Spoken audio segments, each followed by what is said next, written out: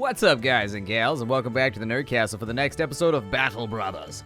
My name is Splattercat, and this is more than likely, this is probably where I'll leave it. I'll let you guys know that this is more than likely the last episode, unless there's like a massive public outcry to keep going.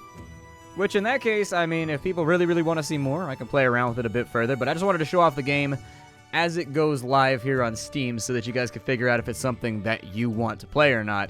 In the previous episode, we had run into the previous episodes, we had run into a really nasty fight up north. And then out to the west, we had gone to a place, robbed it twice, and we had drawn the short straw. And the second time, ended up fighting a whole bunch of zombies. A whole bunch of grumpy-ass zombies. This guy's got a contract, so we might as well check. Let's see here. Reinhold the Elder's got a few dogs at his feet, all tuckered out with their tongues lolling. They spent the last few days hunting for missing folks.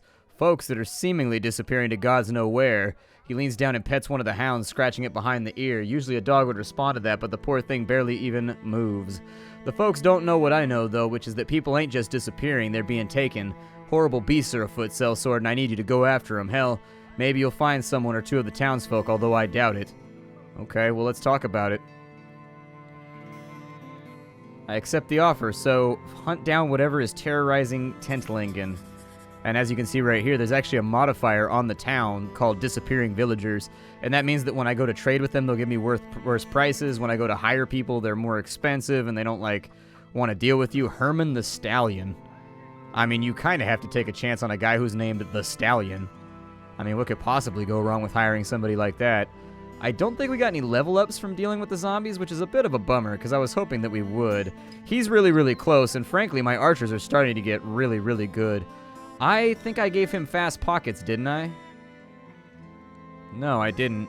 But just in the off chance that somebody, runs up on you, take a weapon. Get some kind of thing going on so that, if you need to, you can actually be a part of the fray.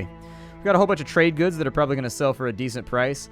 Looking around Tentlingen, I don't know what we're looking for right now. Hunt down whatever is terrorizing Tentlingen. It's 6 direwolves. That might be nasty, but I suppose we'll just have to find out. Does Tentlingen have a militia? The best way to do this might be to run them back to a caravan and see if we can get some backup on that, because direwolves are actually pretty difficult. And while we have numerical advantages, having some backup would make me feel better.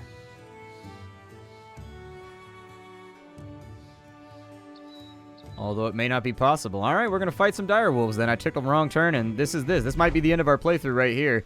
Direwolves are actually a really nasty threat. You don't want to play with them because they close with you just like this, and you don't have time to set up your defensive lines. I'll have time for a spear line right there, and we'll do the best we can with it, but... Yikes. Okay, so you, sir, hate to tell you, but we're going to have to join the fray the hard way here. And that's exactly why I swapped you in.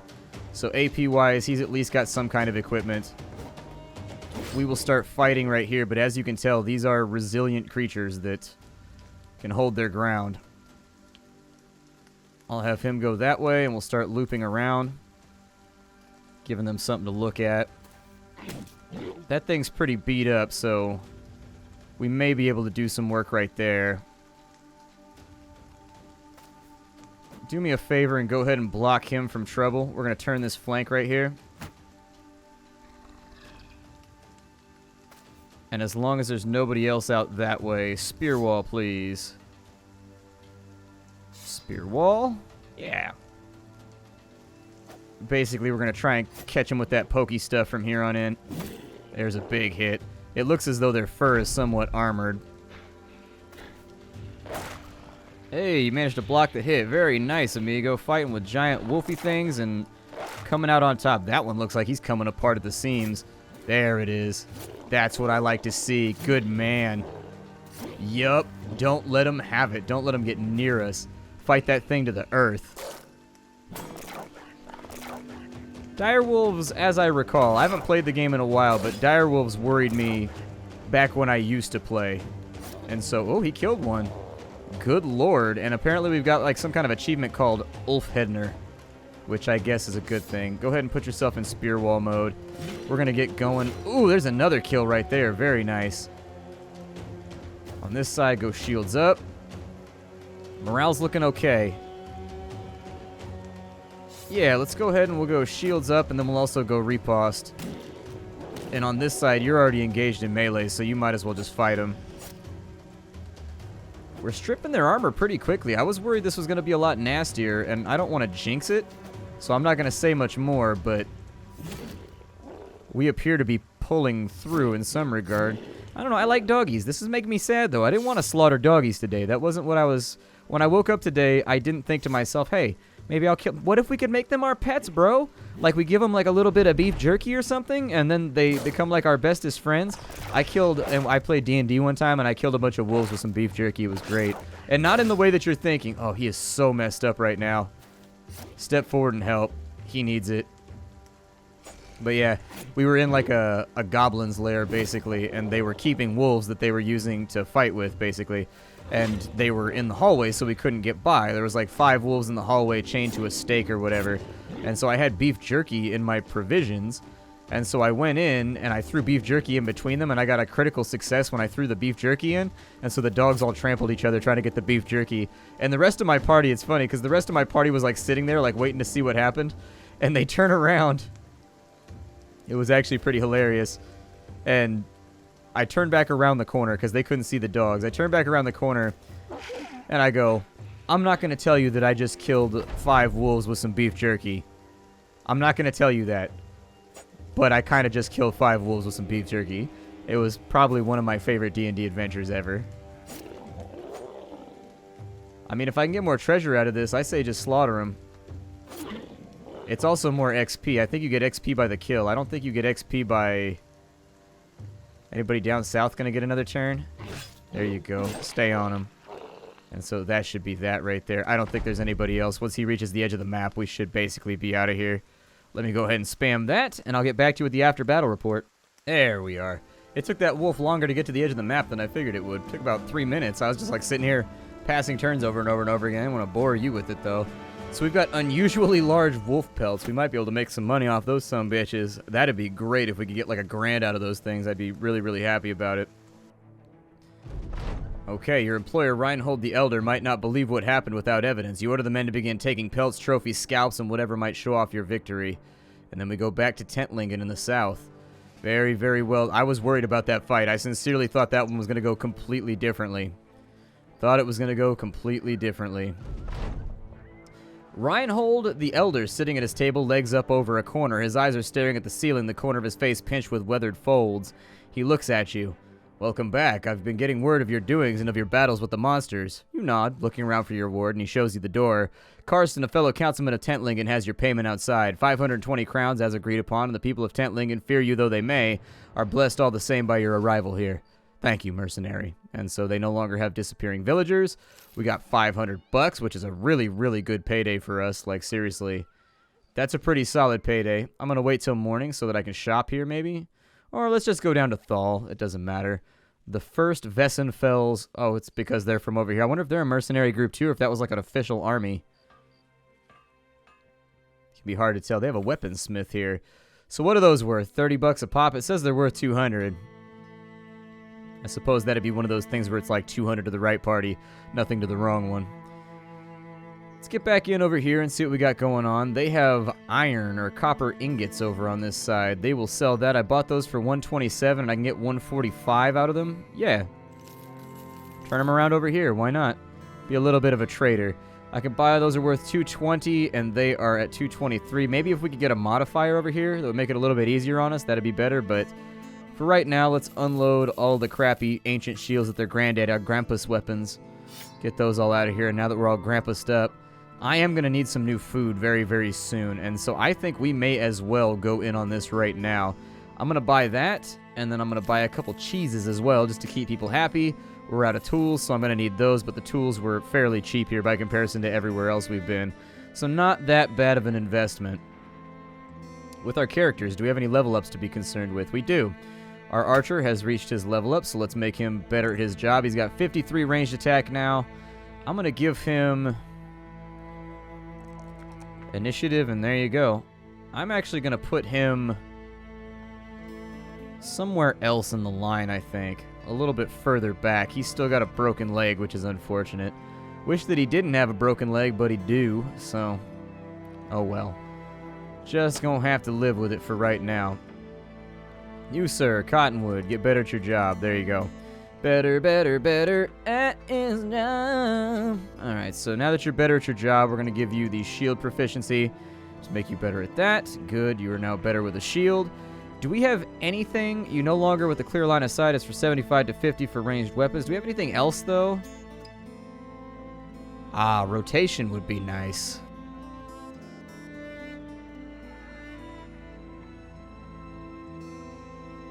Yeah, I'm thinking rotation might be a good one for him to have, because if he gets run up on, it allows me to swap him out of the zone of control without taking any major issues. So there it is. We'll put that on both of them. He's got to level up 4 points to his ranged attack, so he is getting better. He's getting a lot better. Keep morale moving. I just can't have routes is the part that I'm always worried about. If you end up with routes, it's just like, ugh. What do you guys have going on?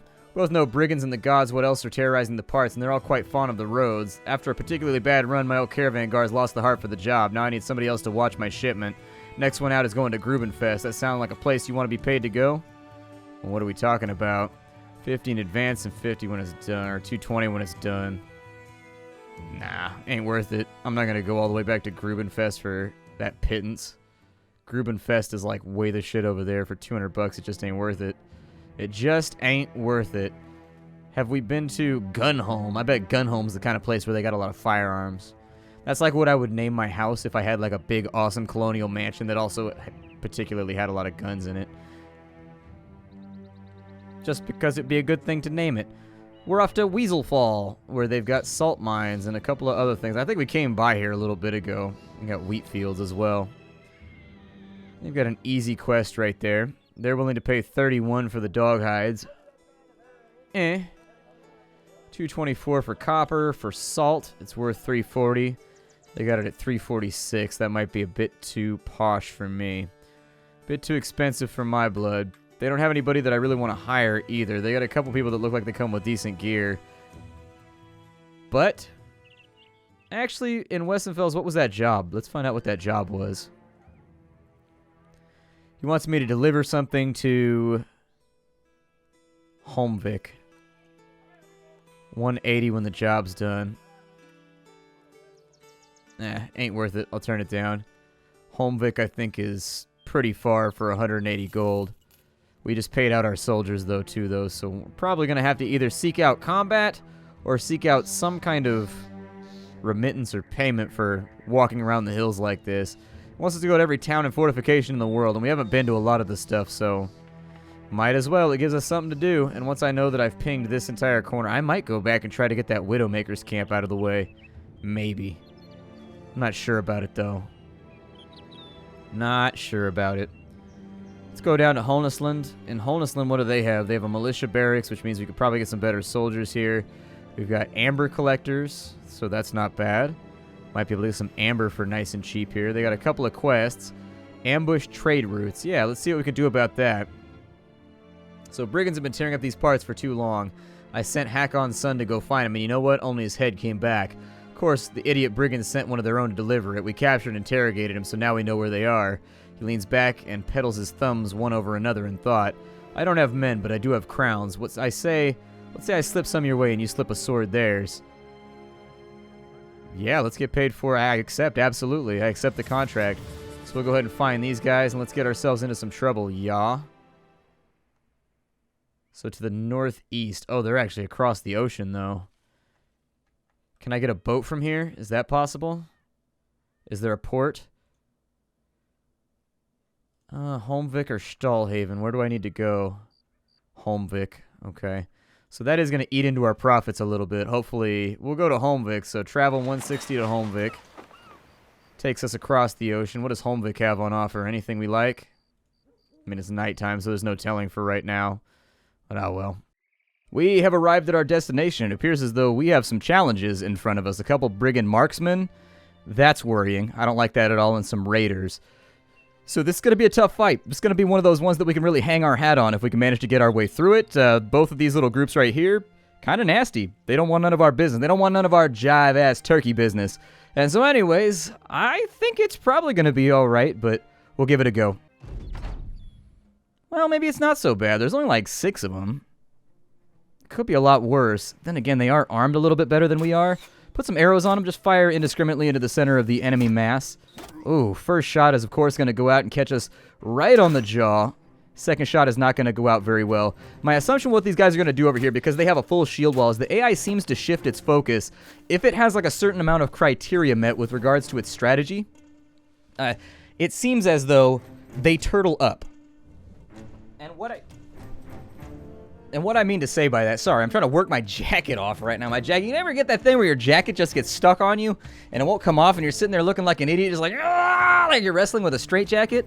Watch, sit down in a high back chair sometime, lean to the side a little bit, like into one of the armrests, and try to take a jacket off. Even leaning forward, if it's like slightly under your butt cheek, it just won't work. But yeah, what I was saying is that they have a tendency when they have like a certain amount of archers and a certain amount of shield guys, where they will turtle up and they'll just wait for you to come to them, and their archers will kill your entire party or run out of ammo trying to take you out before you accomplish that. And so in some situations, it's a bit of a rough strategy to counter, because you've got to walk into a bunch of enemies who they're more than willing and more than ready just to annihilate you. Like we're gonna take some attrition here. That's the problem where two groups of fighters square off against each other. They've got the same amount of equipment, they've got the same level of weapons, and one party can just dictate the terms and be like, yeah, I'm going to hang back and do nothing. Because everybody on their front has shields, I'm not going to play the same game that they're going to play, and we're just going to charge in here. We're going to see how it goes. Hopefully it turns out okay. It's something that I hope will go alright, but you can never quite tell with fights like this. Arrows out, so that's going to do a little bit of damage to their shields. Shield wall up just in case. I don't know if they're going to try and rush over here. I would love to get somebody into combat with that guy with the sword and the shield. This is a tough one. Yeah, shield up just in case. I think when you get inside a certain range of them, the AI should try to charge you. And I know that's a bit of metagaming right there, but you got to use every advantage you have when you're trying to keep a fight like this at minimal damage. If you're trying to keep yourself from getting whacked hella hard. And believe me, this is a fight that we could lose a good half of our force on, even if we're careful and just things go wrong. The dice rolls are not with us. We could end up kind of fractured and murdered. Two-handed guy I'm a little worried about, so put him behind the shield wall. Brigand Raider, just keep peppering him with arrows. If we can knock that shield up a little bit, it'll help us out in future escapades. But for now, we'll just have to wait and watch and see how things go on their turn. So yeah, they're going to return fire. It looks like he swapped into ranged weapon. He's got some kind of javelins or pilums or something like that he's going to throw out. Chances are those are going to hurt our shields pretty badly. Really worried about the crossbow archer. I do not like the fact that we're walking into crossbows right now.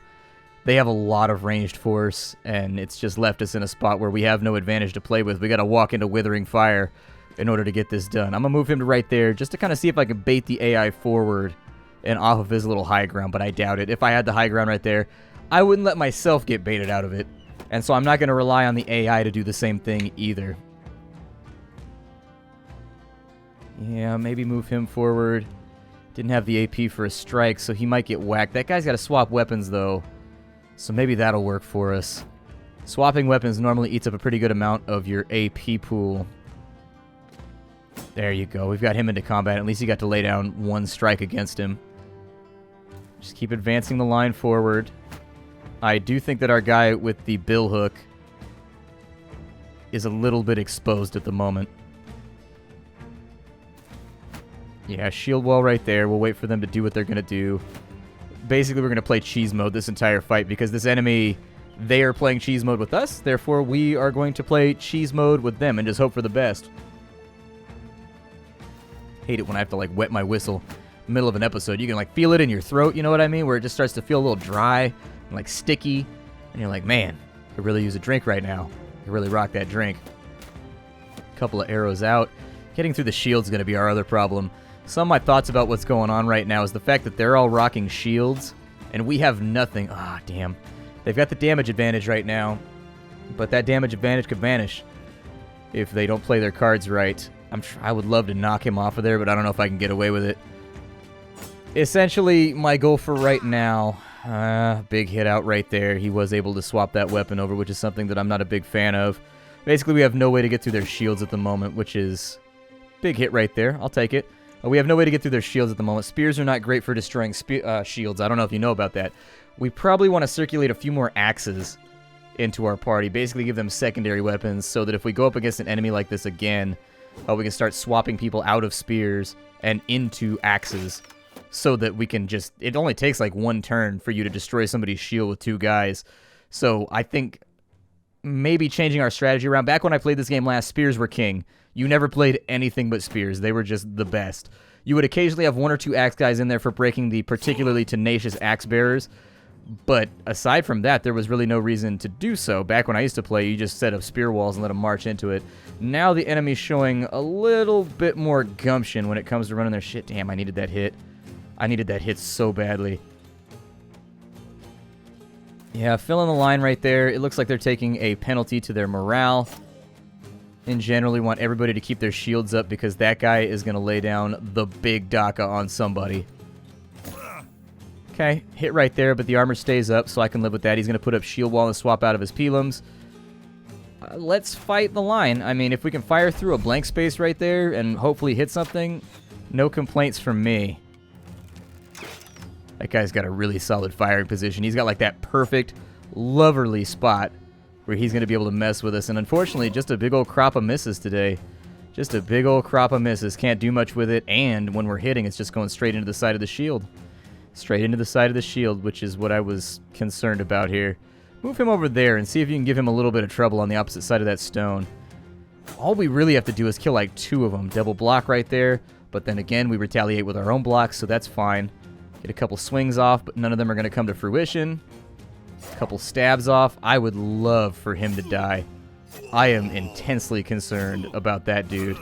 2 hits to the helmet. Unfortunately, we can't seem to get through the armor right there. Couple of body shots. Our line is faltering, and that guy is set up right now for a horrible damage spike. Like, he is set up to... Oh, no.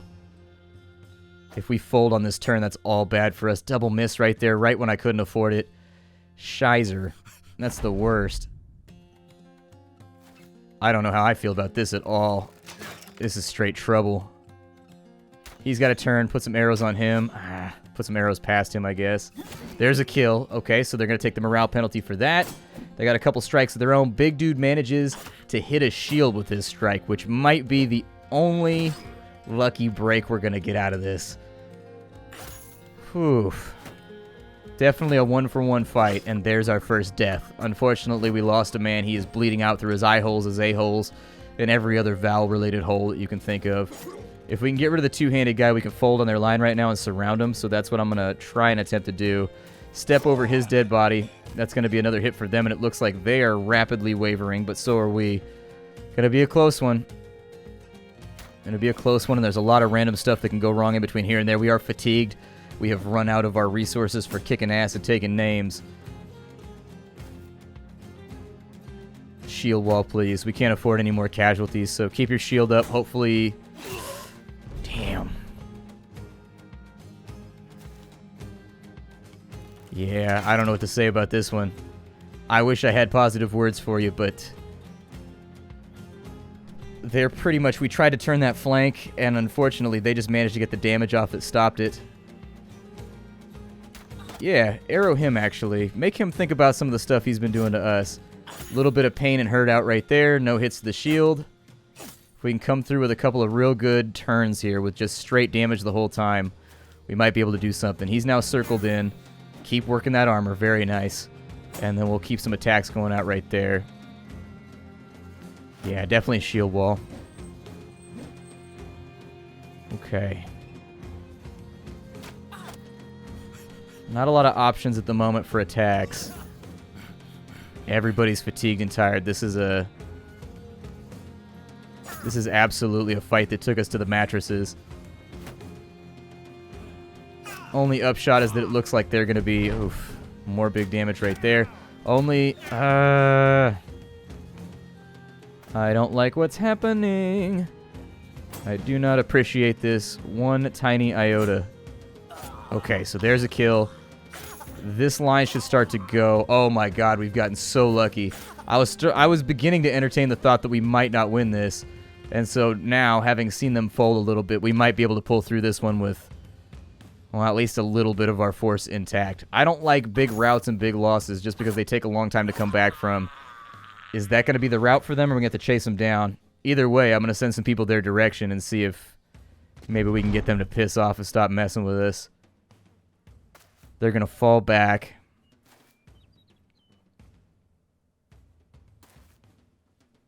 Well,